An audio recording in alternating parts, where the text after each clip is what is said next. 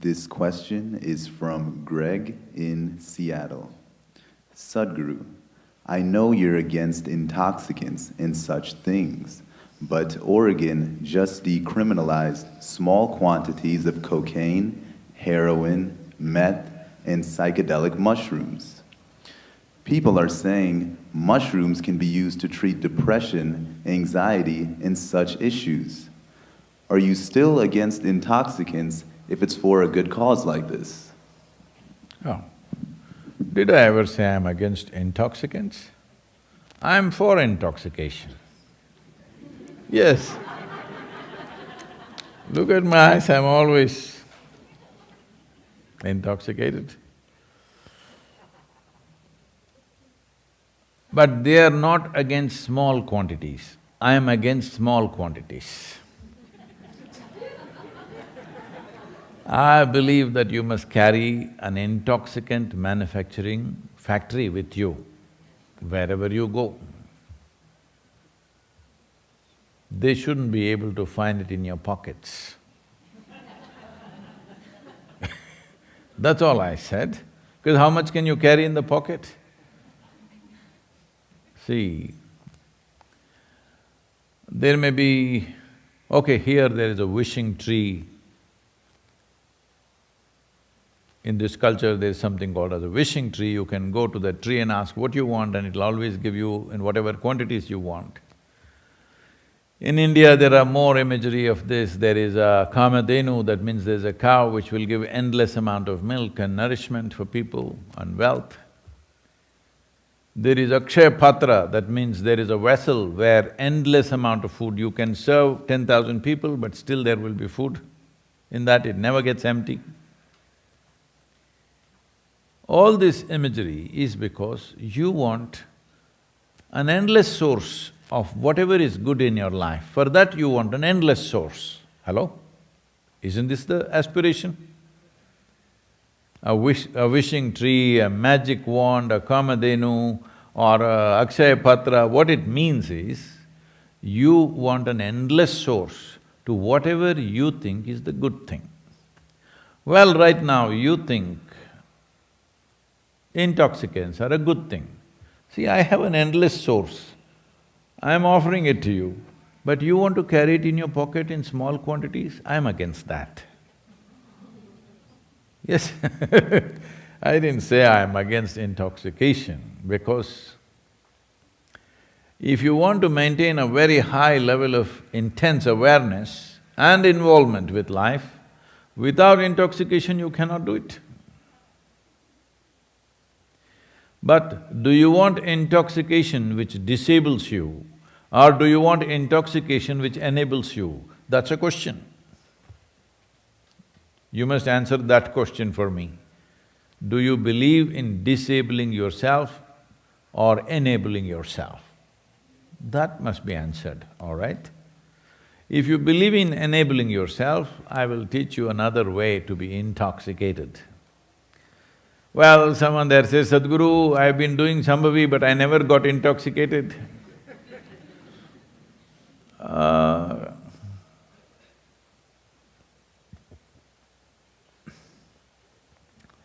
There are certain aspects to life.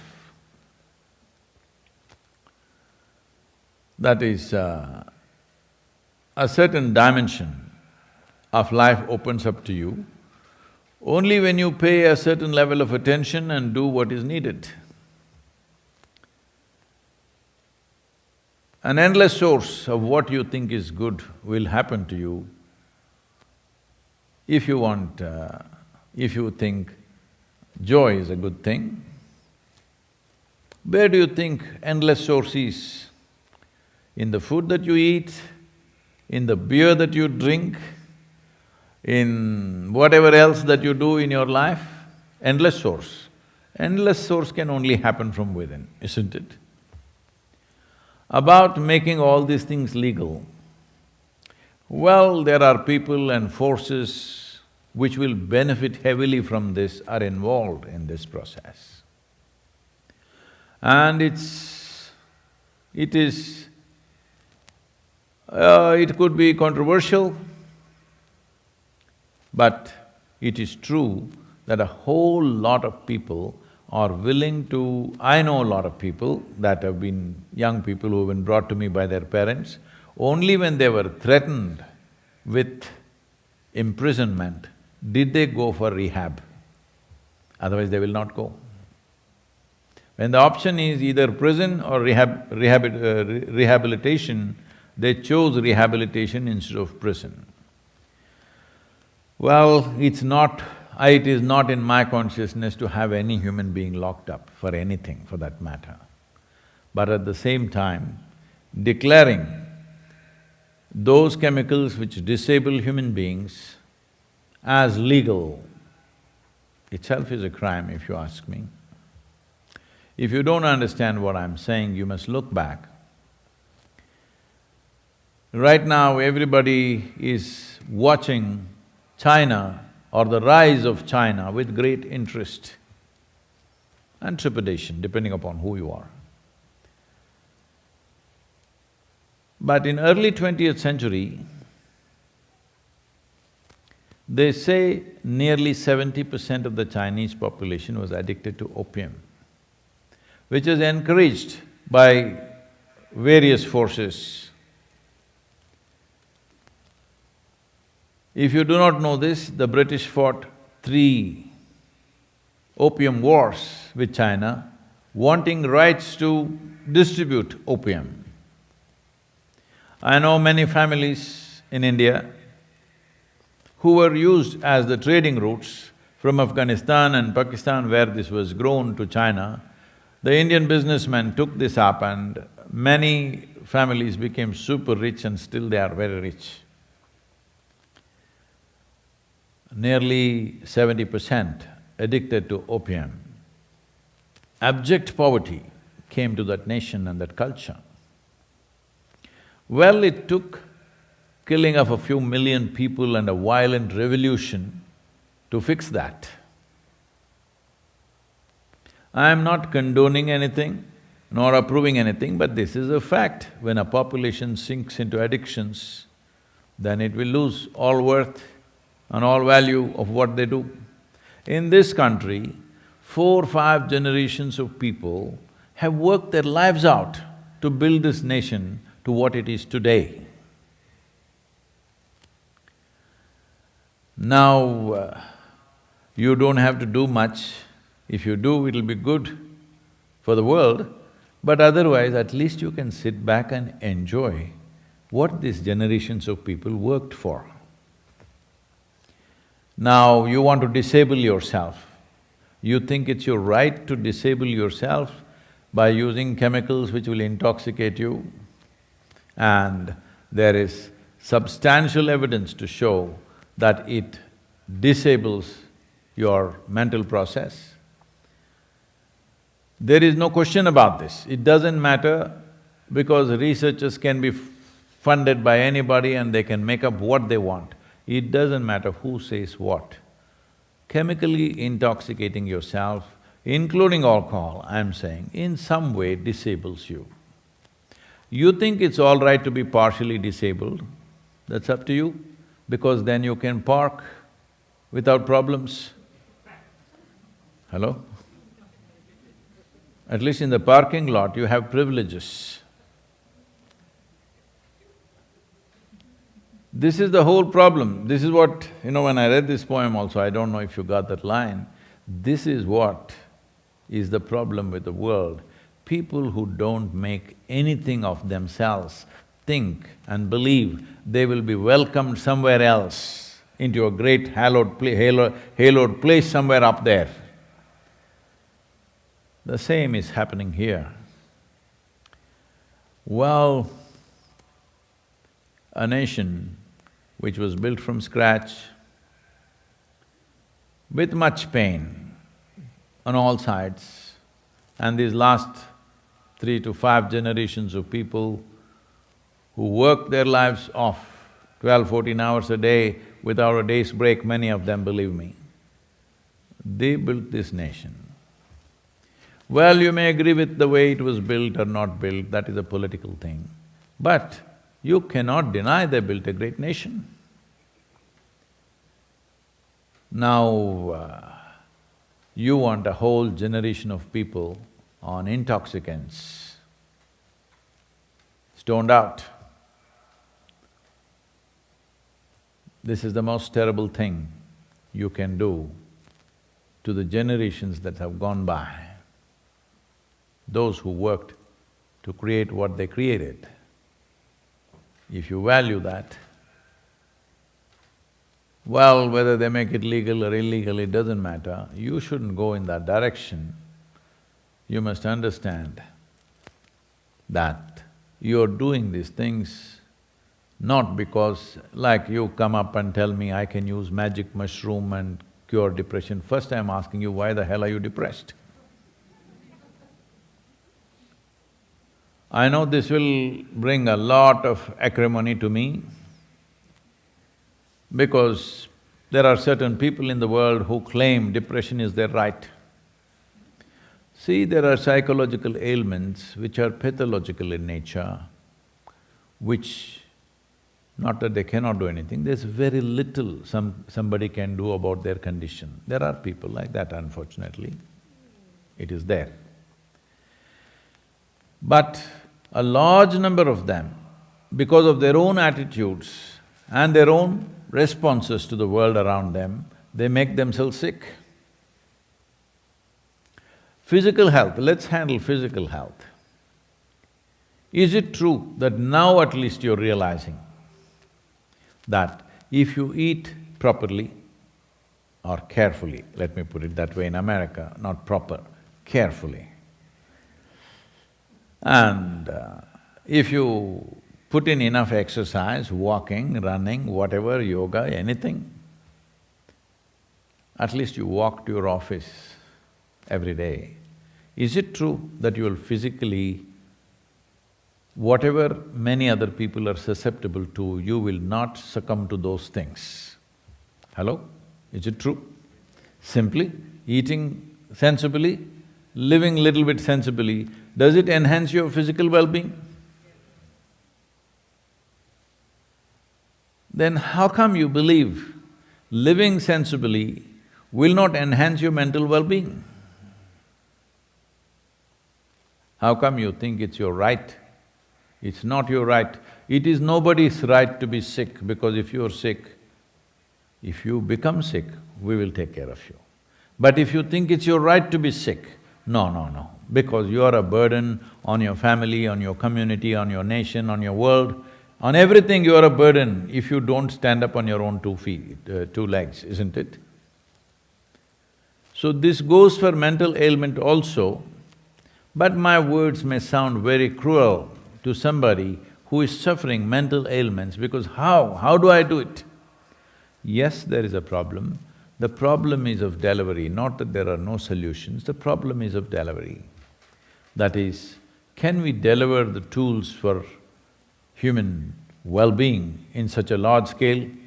We can if a lot more people stood up to make it happen. Right now, only a few people are concerned about it, so delivery is minimal. Because delivery is not like pharmaceuticals, delivery is not like food. Right now, because I mentioned food, let me tell you, yesterday I was in Arizona for a conference, the first conference I attended physically in the last 6 months.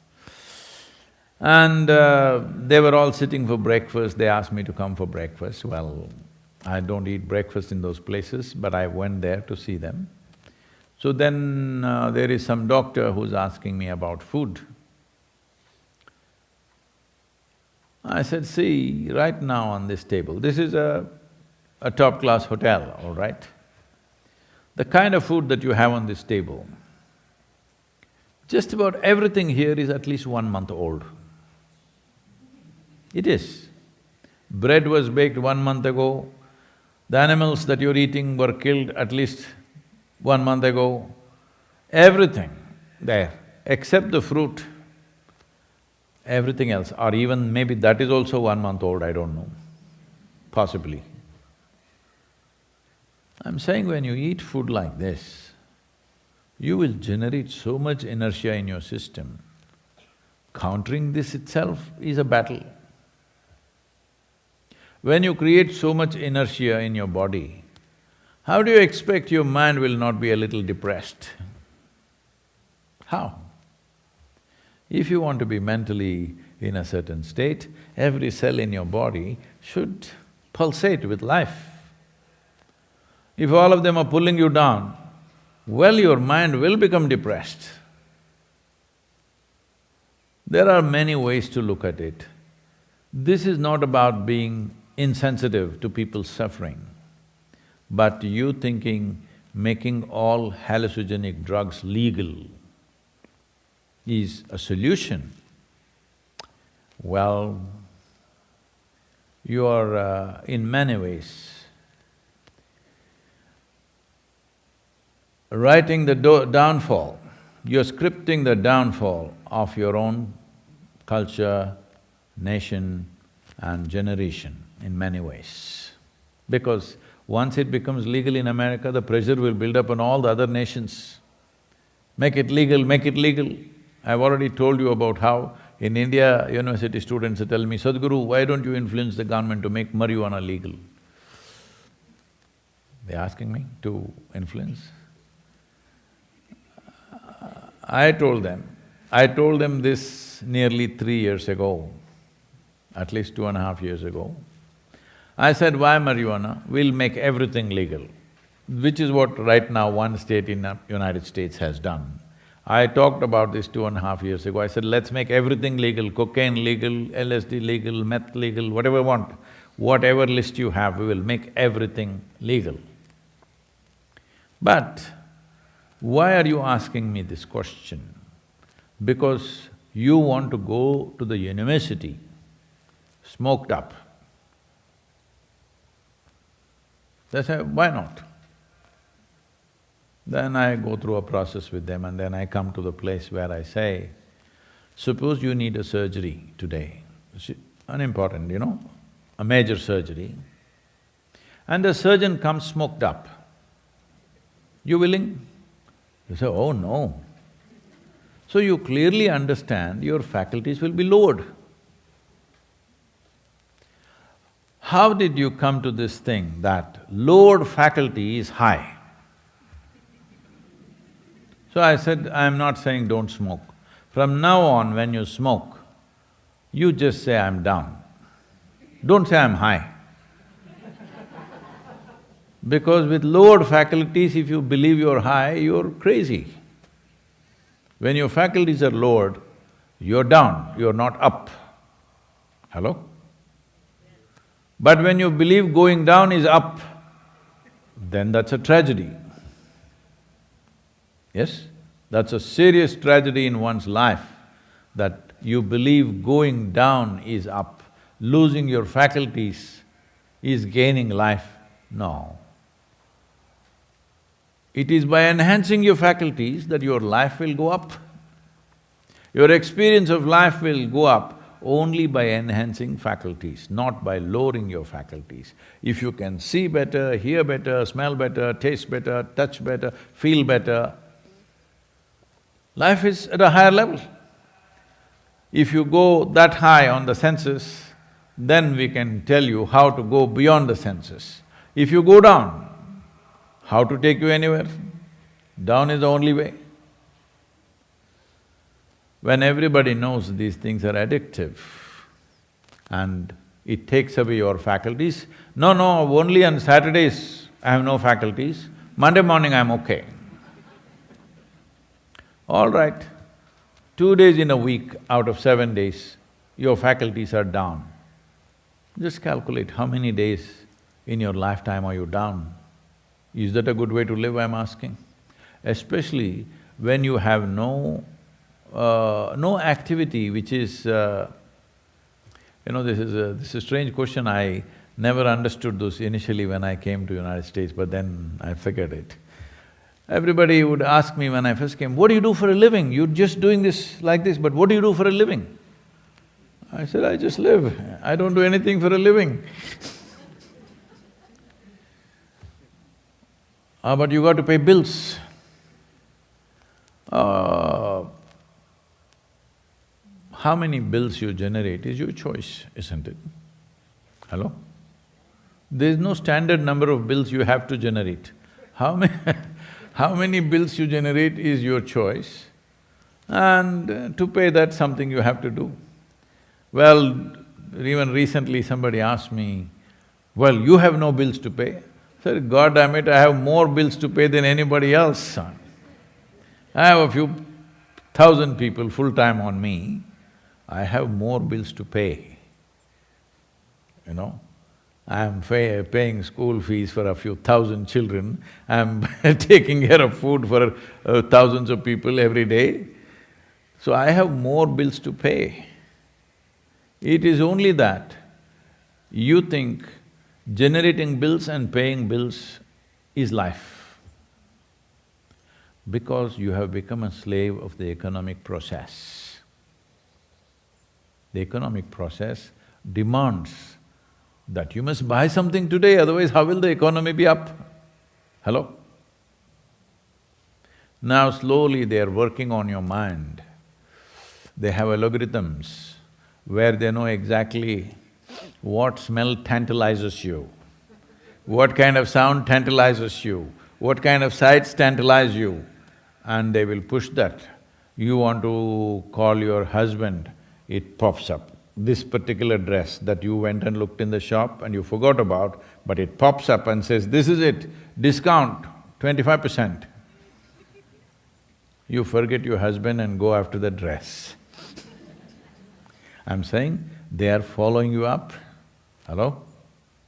They are following you up to such an extent where slowly they know more about you than you know about yourself. Yes? And this is dangerous. Forever, you know, because this nation was formed by people's agreement that we will come together as a nation, but our freedom, government should not touch. To such an extent, you even have a second amendment. That means, if the government misbehaves, you can bear arms against the government. No nation in the world has this right, no citizen in the world. So, freedom was more important than nationality, freedom was more important than many, many things which other people value. Now what happened to you? Somebody's algorithms decide what you eat, what you wear, whatever nonsense you do, everything, they're slowly taking you there. It's just a question of time before you will go and have a chip implanted, where they will only tell you how much protein you need today, okay, you order this now. Because anyway, your concerns have become like this, so naturally when you behave like a machine, best it's controlled by somebody. A human being has to be conscious, only then is human. If you behave like machine, you will be naturally controlled. So drugging people, legally or illegally, it doesn't matter which way you do it, legal, illegal is only a social issue. Drugging people, one way or the other. Right now we've reached a place, if you want to be healthful, you need chemicals. You want to be peaceful, you need chemicals. You want to be joyful, you need chemicals. You want to be ecstatic, you need chemicals. For everything you need chemicals. So in that condition, this seems to be all right. I am not talking only against these hallucinogenic drugs. I am even saying pharmaceuticals should not be at the scale at which they are. They are at the scale at which they are because people are living badly. Because an individual person or a society or a nation seeks affluence mainly for this. Initially, it's a choice of nourishment is all they're thinking about. Once nourishment is taken care of, they're looking at a choice of lifestyles. The most affluent nation on the planet, which has an enormous choice of nourishment, but they choose to eat food which is minimum 1 to 3 months old, an enormous choice of lifestyles, but they live in boxes which are continuously at whatever temperature they want. Now, 70% of American population is on prescription medication. Whether it came prescribed or you bought it in the back street, I'm saying to be healthful, to be peaceful, to be joyful, to be blissful, if you're using chemicals, you are going down the chute. So my problem is not just with these recreational drugs, my problem is with you using chemicals even to grow food. You're using chemicals to do everything. This is going to hurt. No, we are using plant-based Sadhguru, you don't know all these things, intricacies. They were the previous, the 60s, you come from 60s, your generation was only smoking the leaf, now we smoke the bud. Well, I want you to understand, all the chemicals also only came from the earth. Nobody imported any chemical from Mars. Hello? Even the chemicals also, so-called chemicals also, came from the planet Earth only, right? Hello? Maybe it got processed, but still from planet Earth. So, it doesn't matter, maybe the level of harm may be less, the level of impact and addiction levels may be little less, that's not the point. A human being is at his or her peak only when all our faculties are at our best and we are at the highest level of alertness and awareness, that is when a human being can be at their best. If you want to dispute that, all the best for you. My concern is, don't take America down. Because if all Americans go down, America goes down. Don't do that, because generations of people worked to make this happen. Don't destroy it so soon.